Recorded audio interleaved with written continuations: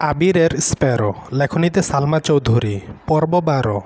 আমি আপনাকে recipe try করতে দেইনি, তাই আন্তরিকভাবে দুঃখিত। আপনি একটু অপেক্ষা করুন, আমি এক্ষুনি নিয়ে আসছি। আবির বারণ করতে নিল, কিন্তু মেঘ সেসবে পাত্তা না দিয়ে আবারও রান্নাঘরে ছুটল। ছোট বাটিতে একটু তরকারি এনে আবিরের সামনে রাখল। আস্তে করে বলল, খেতে দেইনি বলে আবার কখনো হয়তো আমাকেও কত কি শুনিয়ে দিবেন। আবির মৃদুস্বরে বলল, তোকে কখনোই কিছু বলবো না আমি। তানভীর রুম থেকে বেরিয়ে এলো। আবির মেঘকে কথা বলতে দেখে গলা খাকারি দিয়ে বলল, আমি কি আসতে পারি? জবাবে মেঘ বলল, তুমি অলরেডি ড্রয়িং রুমে দাঁড়িয়ে আছো ভাইয়া, আসো গল্প করি। আবির বলল, তোকে না ডেকে চা খেয়ে নিলাম। তানভীর বলল, আমি রাতে চা খাই না, বনু খুব ভালো করেই জানে। আবির মলিন কণ্ঠে বলল, তোর বোন তোর ব্যাপারে জানবে এটা খুব স্বাভাবিক ব্যাপার। আমার বোন হলে অবশ্যই আমার ব্যাপারে সব জানতো। তানভীর মেকিশ্বরে বলল, তোমার বোন তো আছেই, বোন প্লাস অন্য কিছু। আবির বক্রদৃষ্টিতে তাকিয়ে প্রশ্ন করল, কে? তানভীর মুখে হাত চেপে বিড়বিড় করল, মালা। আবির ক্রোধিত আখিতে তাকালো। মেঘ সঙ্গে সঙ্গে প্রশ্ন করল, মালা কে ভাইয়া? আবির রাগান্বিত কণ্ঠে হুঙ্কার দিল, কেউ না। ভাইয়া বলো না, কে মালা? তানভীর আবিরকে এক নজর দেখে বলল, ভাইয়ার মামাতো বোন। মেঘ খানিক ভেবে হঠাৎ চেঁচালো, ও হ্যাঁ, মনে পড়েছে, অনেক আগে একবার আমাদের বাসায় এসেছিল। আবির উদ্বিগ্ন কণ্ঠে শুধালো, তোদের বাসায়? না মানে খানবাড়িতে, যখন আমরা সবাই এক বাড়িতে থাকতাম। তানভীর নরম স্বরে বলল, সেই দিনগুলো খুব সুন্দর ছিল।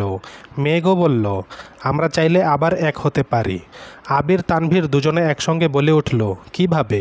এই যে আমরা তিনজন আছি, এখন কাকিমণিকে কল দিব, তারপর মিম আর আদি দুজনেই ভিডিও কলে আসবে। এত রাতে সজাগ আছে কি? মেঘ আবারও বলল, থাকবে না কেন? ওরা অনেক রাত করে ঘুমায়। আমার সাথে মাঝে মধ্যেই রাতে কথা হয়, দাঁড়াও কল দিচ্ছি।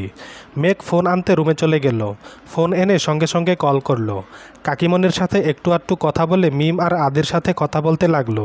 মিম এবার নবম শ্রেণীতে পড়ে, চিকন চাকন গায়ের রং ফর্সা, চুলগুলো কাত পর্যন্ত, হাসলে গালে অল্প স্বল্প টোলও পড়ে। মেঘ হাসি মুখে জানতে চাইল, কেমন আছিস? ভালো আছি, তুমি কেমন আছো আপু? আলহামদুলিল্লাহ। কি করছিস? টিভি দেখছিলাম। তুমি কি করছো? গল্প করছি। কার সঙ্গে? কার সঙ্গে না, বল কার কার সঙ্গে। মিম সরল কণ্ঠে আওড়ালো, কার কার সঙ্গে? মেঘ আবির আর তানভীরের দিকে ফোন এগিয়ে দিল। মিমের পেছনে ছিল আদি। হঠাৎ আবিরকে দেখে মিমকে ধাক্কা দিয়ে ফোনের কাছে ছুটে এলো। আহ্লাদি কণ্ঠে ডাকলো, ভাইয়া।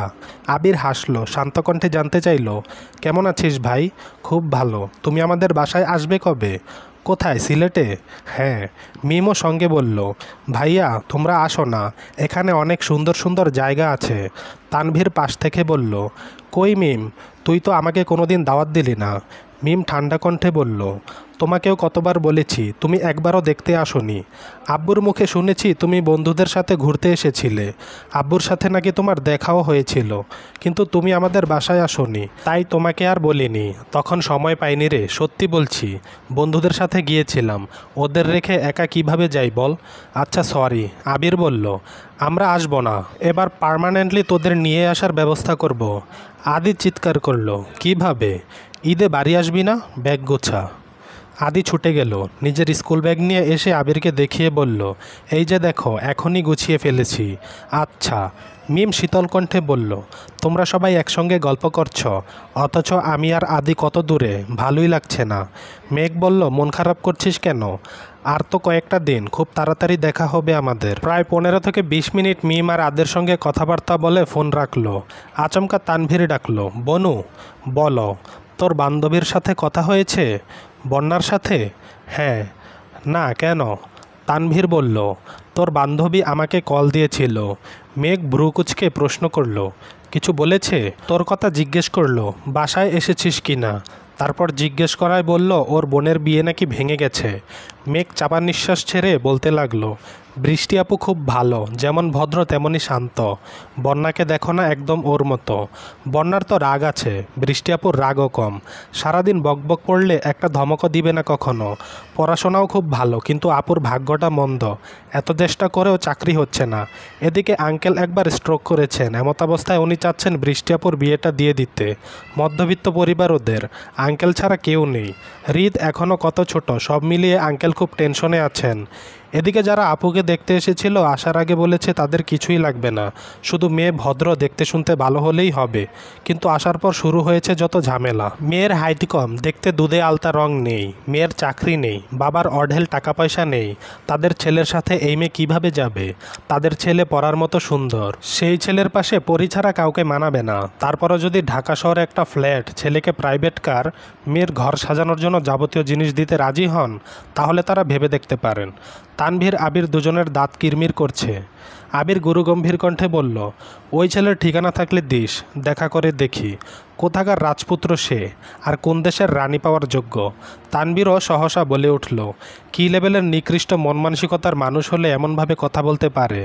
আমারও তাদেরকে দেখার খুব ইচ্ছে। মেঘ বলল, কথা শেষ হয়নি, তারপর শোনো। ছেলের এক মামা এসেছিল, উনি আপুর এসএসসি, এইচএসসি, স্নাতকোত্তর সব সার্টিফিকেট, মার্কশিট পরীক্ষা করেছেন।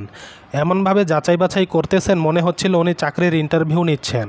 সব ঠিকঠাক থাকলে এখনই চাকরি দিয়ে দিবেন। সে না হয় বাদ দিলাম, ছেলের মা মাঝখান থেকে কি বলে জানো? কি? দুজনের দৃষ্টি নিরেট। মেঘ ঢোক গিলে ধীরকণ্ঠে বলল, আমি আর বন্যা সিঁড়ির কাছে দাঁড়িয়েছিলাম। ছেলের মা আমাদের দিকে তাকিয়ে হঠাৎ আমাকে ইশারা করে বললেন, এই মেয়েকে আমার খুব পছন্দ হয়েছে, আমার ছেলের সাথে বেশ মানাবে। ওর মতো একটা মেয়েই তো খুঁজছিলাম আমি। ভাই, সে কে হয় আপনার? তারপর আঙ্কেল রাগে রাগে বললেন, ধরে নিন আমারই মেয়ে। কি বলতে চান বলুন। তারপর ভদ্রমহিলা বলেন, আপনার ওই মেয়েকে আমার ছেলের সাথে বিয়ে দিলে আমরা কিছুটা স্যাক্রিফাইস করতে পারি, যেমন ধরুন প্রাইভেট কার বা ফ্ল্যাট, যে কোনো একটা দিলেই হবে। তারপরও মেঘ এটুকু বলেই থামল। আবিরের দু চোখে অগ্নি ঝরছে, চোয়াল শক্ত, ভেতরে ভেতরে রাগে কটমট করছে। চোখ দুটো রক্তবর্ণ ধারণ করেছে, কপালের দুপাশের শিরাগুলো ফুলে উঠেছে। কণ্ঠস্বর দ্বিগুণ ভারী করে বলল, তারপরও কি? মেঘ জিভ দিয়ে ঠোঁট ভেজালো। আবিরের রাগান্বিত কণ্ঠস্বর শুনে কথা আটকে আসছে। তানভীরের চেহারায় গম্ভীর্য। দুজনের মুখের দিকে তাকিয়ে মেঘ বলল, থাক, আর কিছু বলবো না, যা হয়েছে হয়েছে, বিয়ে ভেঙেছে, খুব ভালো হয়েছে। আমি আর বন্যাও খুব করে চাচ্ছিলাম বিয়েটা ভেঙে যাক। আবির গম্ভীর কণ্ঠে শুধালো, তারপরও কি মেঘ? মেঘ কপালে ভাঁজ ফেলে বলল, তারপরও আপনি একটু ভেবে দেখুন। আঙ্কেল তখন ভীষণ রেগে গিয়েছিলেন, ইচ্ছে মতো কথা শুনিয়ে বের করে দিয়েছেন। হয়েছে শান্তি? আবির দীর্ঘশ্বাস ফেলে বিড়বিড় করল, কোন পরীর দিকে নজর দিয়েছে এটা তাদের না বুঝাতে পারলে আমার শান্তি হবে না। মেঘ জানতে চাইল, কি বললেন? আবির বলল, তোর বান্ধবীকে কল দিয়ে বায়োডাটা নিতে বল, রাতের মধ্যে বায়োডাটা আমাকে দিবি। কেন? আপনি কি করবেন? শুধু শুধু ঝামেলা করতে হবে না। ঝামেলার কি দেখেছিস?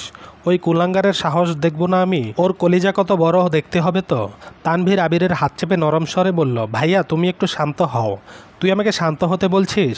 তানভীর মেঘের দিকে তাকিয়ে শক্ত কণ্ঠে বলল, তোকে আগেই বারণ করেছিলাম যেতে হবে না, অন্য কোনো দিন যাস। তুই কথা মানলি না, আমি কি করব? তারা ছেঁচড়া, এতে আমার কি দোষ? আবির আর কথা বলল না, রাগে ফুঁসতে ফুঁসতে রুমে চলে গেল। মেঘ নির্বাক চোখে সেদিকে তাকিয়ে থেকে শুধালো, আবির ভাইয়ের কি হলো? তানভীর নিজেকে সংযত করে বলল, মেয়েদের সাথে এমন উল্টাপাল্টা আচরণ ভাইয়া নিতে পারে না, তার জন্য রেগে গেছে। তুই টেনশন করিস না, ঘুমাতে যা। মেঘ ফোনের স্ক্রিনের দিকে তাকিয়ে দেখলো সত্যি অনেক রাত হয়ে গেছে। গল্প করতে করতে কখন যে এতটা সময় কেটে গেল বুঝতেই পারিনি। মেঘ নিজের রুমে চলে গেল, তানভীরও নিজের রুমের দিকে গেল। নাস্তার টেবিলে মোজাম্মেল খান, আবির, তানভীর, মেঘ সবাই উপস্থিত। শান্তশিষ্ট পরিবেশ, সবাই নিজের মতো নাস্তা করছে। ফাঁকে ফাঁকে মোজাম্মেল খান একটু একটু খুনছুটি করছেন। আবিরের ছোটবেলা, তানভীরের ছোটবেলা, সেসব নিয়েই গল্প করছে। আব্বুর কথাবার্তায় মেঘের বিন্দুমাত্র মনোযোগ নেই। সে একটু খাচ্ছে আর বারবার আবিরকে দেখছে। আবিরের মেজাজ এখন বেশ ঠান্ডা, মোজাম্মেল খানের সঙ্গে গল্পে মগ্ন। রাতের সব ভাবনা চিন্তা হয়তো ভুলেই গিয়েছে। মেঘ চাপা নিঃশ্বাস ছেড়ে বলল, যাক বাবা, ওই বেটার কপাল ভালো, বেঁচে গেল। তানভীর ডাকলো, বনু ভার্সিটিতে যাবি না? যাব। এভাবে খেলে আজ আর যেতে পারবি বলে মনে হয় না। মেঘ ভেঙচি কাটল। আবির খাওয়া শেষ করে উঠে গেল। কিছুক্ষণের মধ্যে রেডি হয়ে রুম থেকে বের হলো। মোজাম্মেল খানকে উদ্দেশ্য করে বলল, চাচ্চু আমি অফিসে যাচ্ছি, সাবধানে যেও। আর হ্যাঁ, দুপুরের দিকে সময় পেলে একবার আমার অফিসে এসো, কেমন? জি ইনশাল্লাহ। মেঘ হতাশ চোখে তাকিয়ে আছে।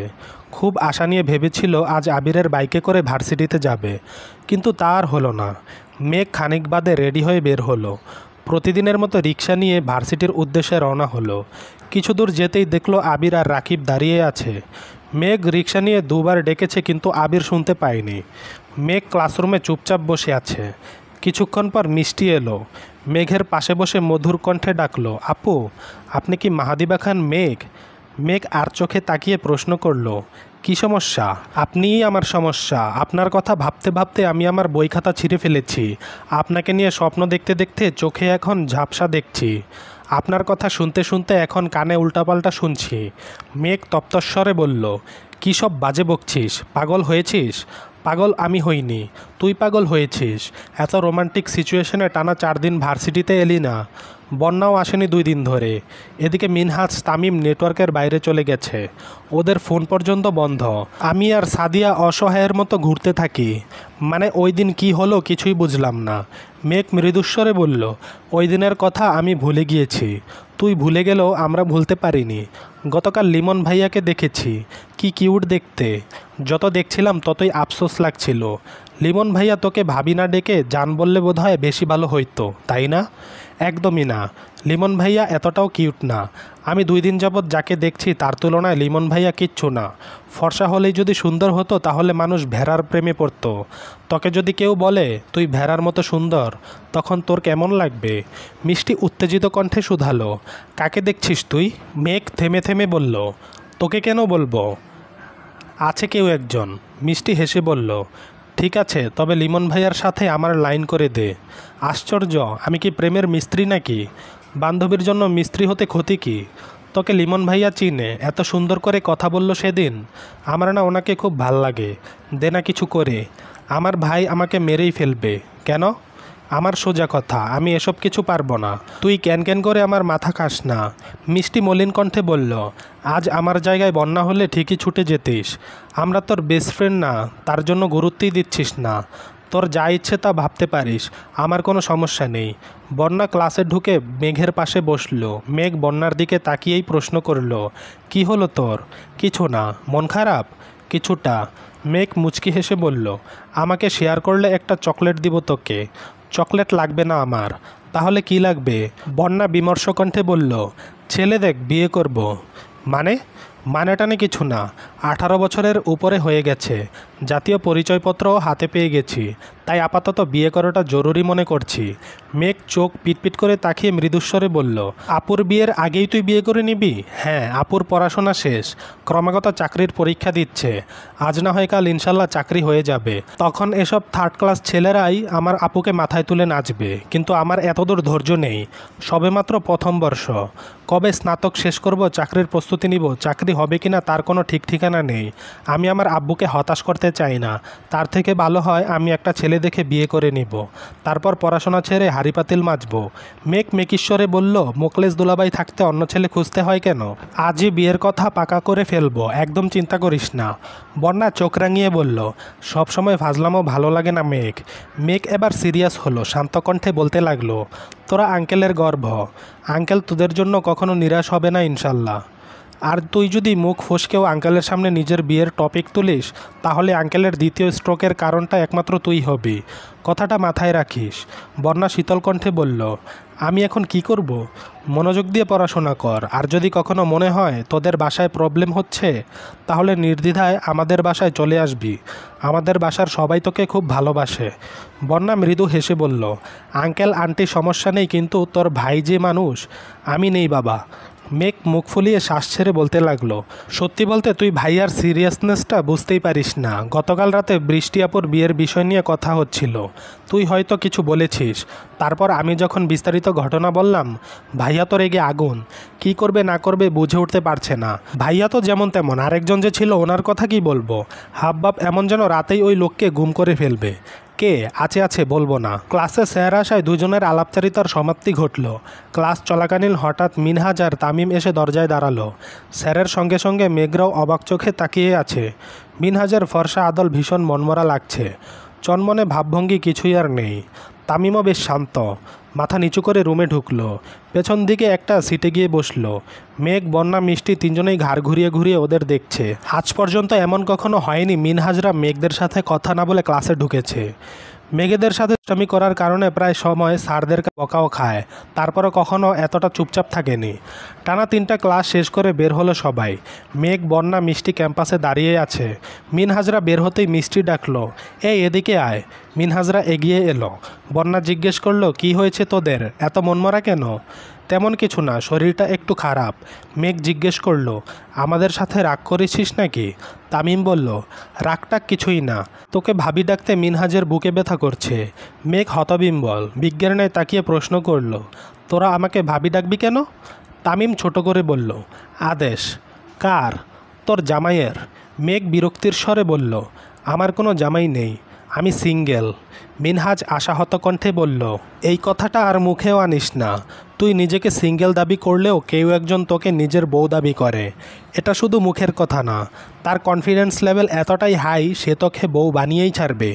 বন্যা গম্ভীর কণ্ঠে বলল, মজা করছিস? তোর আমাদের দেখে মনে হচ্ছে আমরা মজা করছি?